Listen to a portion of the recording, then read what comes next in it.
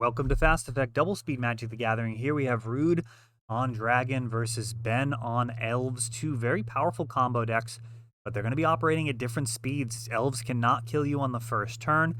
Possible on turn 2, but usually it's going to be turn 3 or 4. And Grief is going to try and slow that down. The new Unmask, I think it's actually the best card in the set. We will see as things unfold. It certainly has a lot of competition. Ragavan and Mercfiend Regent, is that the name of the card? The new two blue for a gigantic flyer with upside in Delver. I mean, they've just keep picking up cards for blue-red Delver. And it looks like a Glimpse of Nature was taken there. No use for that Swamp, though. Green Sun Zenith. Going to be grabbing a Dryad Arbor. Exactly what Elves wants to be doing. You want to go into turn 2 with at least 3 mana available. Sometimes you'll be able to play a couple of Elves and then a Cradle and just go off. That is a huge chunk of the turn 2 wins in the deck. Will involve Nettle Sentinel and Heritage Druid, generating just a massive amount of mana. Usually that wants a Glimpse of Nature, though. Now we have Reanimate. And we see Heritage Druid and Elvish Visionary is taken. Could still be pretty explosive for Elves. Oh, an Elvish Visionary off the top. That is a little bit of daggers from the Magic Gods when you take a card out of your opponent's hand and then the top of the deck just hands it right back. We have a pair of Heritage Druids, and now all 3 Elves are going to be able to tap for 3 green. And is it time for dice? Is this going to go further? We've got a Green Sun Zenith. He's got a main deck Scavenging Ooze. This could be very spicy. No, it's just going to be a Wirewood Symbiote. I do like main deck Skoos.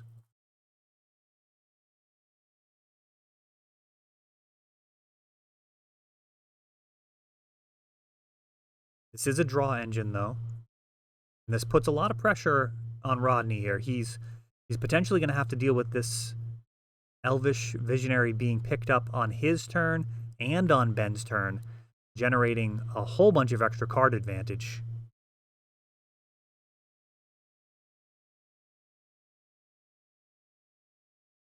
This could easily be his last turn. Anytime he says go, he may not get another turn.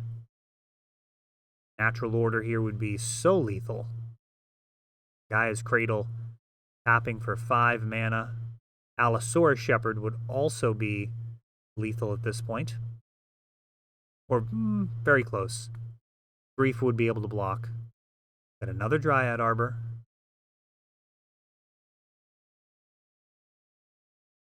Birchlore Rangers. Nettle Sentinel.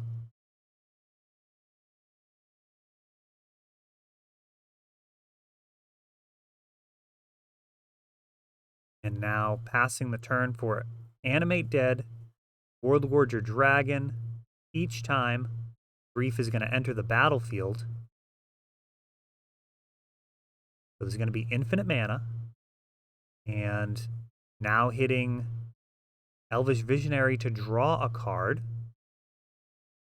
And now another Animate.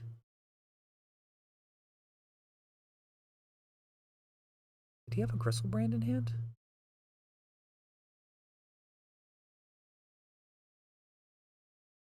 So when the animates, everything goes away, then everything comes back. So Grief and Elvish Visionary will come. No, that animate shouldn't be on the Elvish Visionary. They all enter at the same time. So Grief and Elvish Visionary enter the battlefield without animates on them.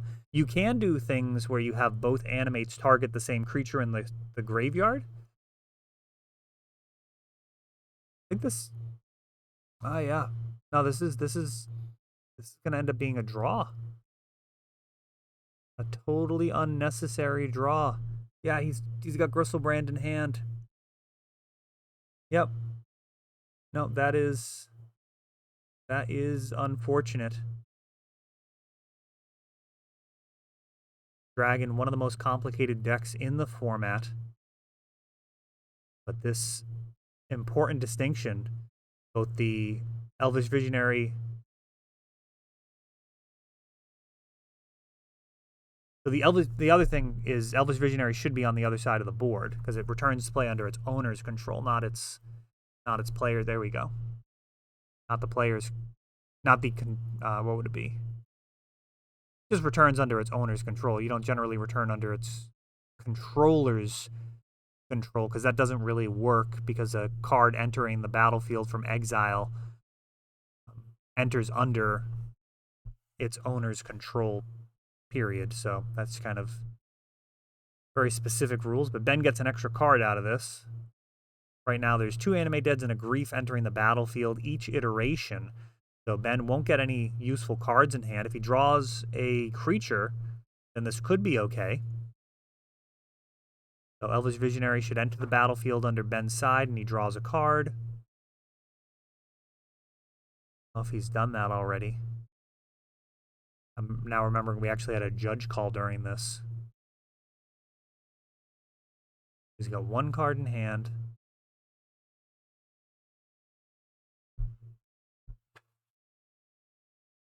And that's going to do it. That is going to do it. So a draw in game 1. Gotta be careful there. See if Rude can hold it together. When you throw away a win, very often the Magic Gods don't like it. Rare to win a match. But it was a draw. Like, the game 1 is like it didn't happen here.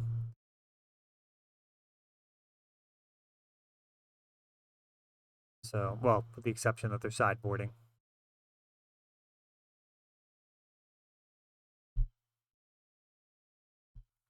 So back to game number 1 here. Magic is best of, it's not best of 3, it's first to 2. So you can actually have any number of draws. A Thoughtseize this time sees Green Sun Zenith, Allosaurus Shepherd, Quirion Ranger, and Wirewood Symbiote. My pick would be that Green Sun Zenith. But this hand is, oh, is this hand just awful? Is it double Gaia's Cradle?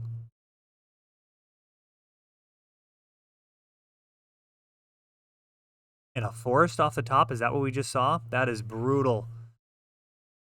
Perfect draw, Piranha Marsh. Entering the battlefield tapped.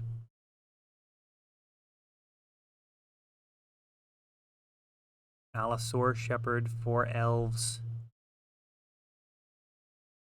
Not really the best card in this matchup, but certainly not terrible with those guys' cradles waiting in the wings to turn all the elves into 5/5s. Heritage Druid, Wirewood Symbiote, and what is that? Is it just the guy's cradle in hand? We are looking at 16 damage coming in next turn. Cabal Therapy. I believe it's just going to be lands.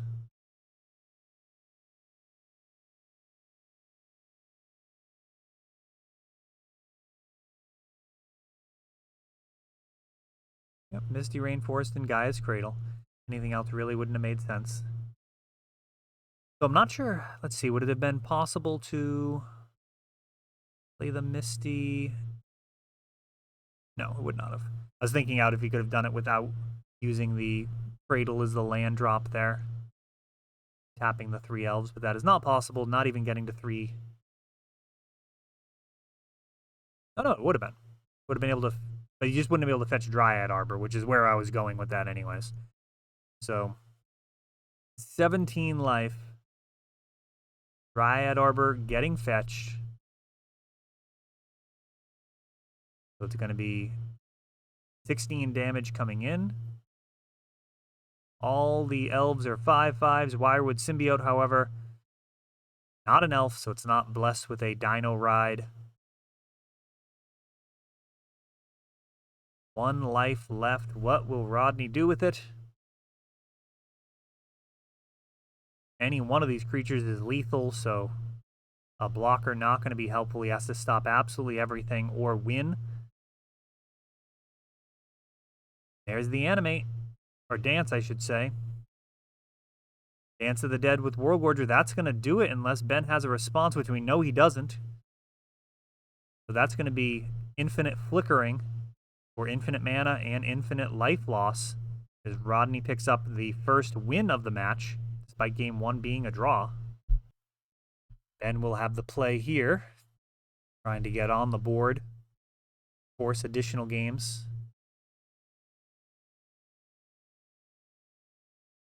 Green Sun Zenith, dropping Dryad Arbor.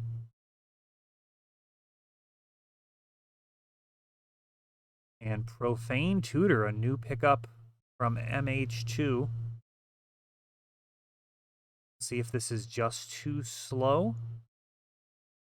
Or will the mana economy or economical nature of the mana, I'm not actually sure the best way to say that. The fact that you don't have to spend the mana on the turn that you're getting the card is is significant.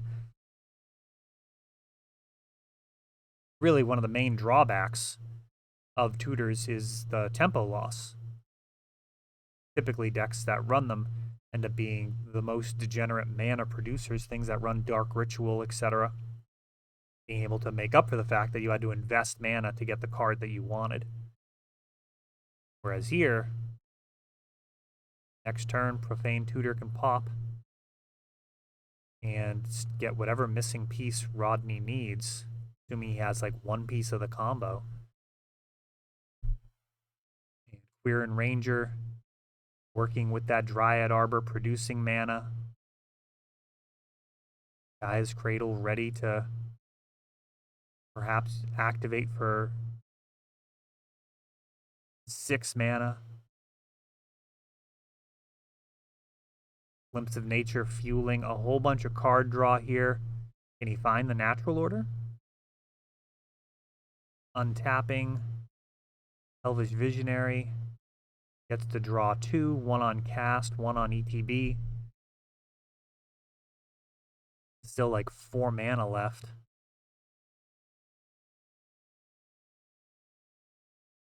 Plus the Dryad Arbors can tap. Could Ben have here?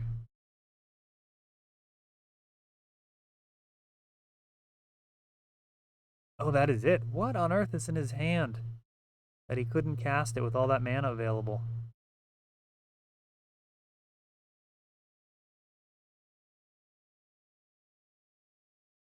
No Nettle Sentinel or, I'm sorry, I should say no Heritage Druid or Birchlore Ranger. Those are very helpful when you're comboing off with Glimpse.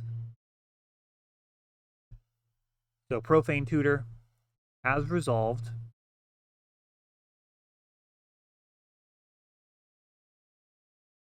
And Dark Ritual, Lotus Petal.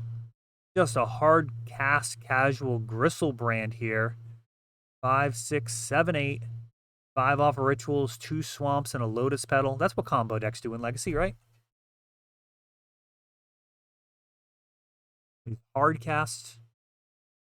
Drew 7.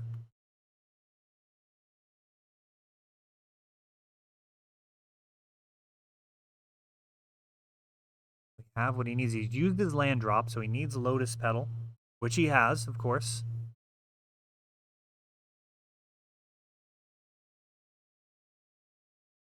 Now, Gristlebrand does hold off some of these attackers, but it won't matter. Cabal Therapy. The lifelink will not be a factor as going to be able to return to hand. Oh, wow. It's time to sack a creature with flying for 1 green. I love the sideboard tech. I wish we could have seen it against World Gorger Dragon. Now we have Endurance as well, evoking, exiling the graveyard. And Ben says, go ahead, take a look. Wow, what a devastating sequence of plays there. In response to discard, completely ruin all your plans. Now, to be fair, that wasn't really going anywhere anyways. All right, will this be the final game, or will we have another draw leading up with Grief? Sees a Fistful of Elves and an Endurance. Marsh comes down. Endurance, the new Modern Horizons answer to graveyard decks. Also a reasonable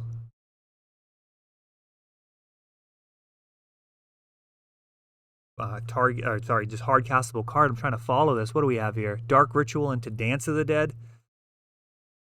And hitting the World Gorger Dragon. That is over. That's a wrap. Turn 2. Ben had the answer for the graveyard, but discard took care of that. That's just how good Grief is. And because of Piranha Marsh, World Gorger Dragon is lethal when it comes back with Dance of the Dead or Animate Dead.